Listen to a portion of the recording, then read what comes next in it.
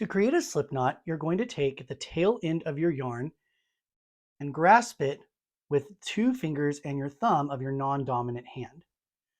Then taking your dominant hand, you're going to grab your yarn, wrap it around like so, crossing to the back. I go ahead and kind of hold it here.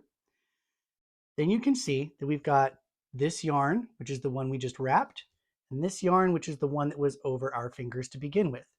What we want to do is get this yarn through this loop. So how I do it is I go ahead and push that yarn through the loop and then go ahead and grab it like this. So it should be wrapped through.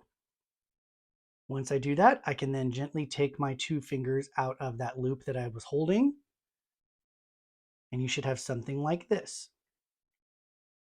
You can then grab the tail and this yarn, holding it and keeping on hold on that loop.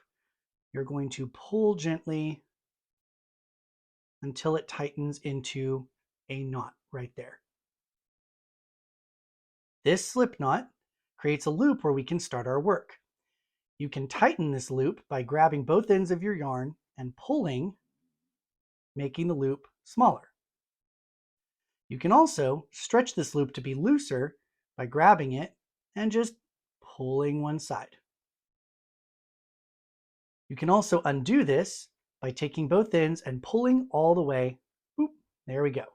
It is now undone. And that is how you create a slip knot. An alternative way, if you're doing it with crochet, is to help by using your crochet hook. You do the same steps to start. Go ahead and place our tail over our 2 fingers, grasp it with our thumb, take the yarn, wrap it around, make sure it's going to the back, go ahead and kind of hold it there.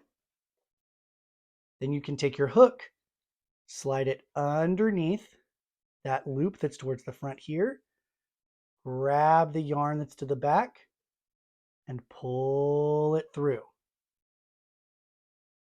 Then after that, you still do the same thing. You take your fingers out of there, grasp the tail and the yarn like so, then pull to tighten.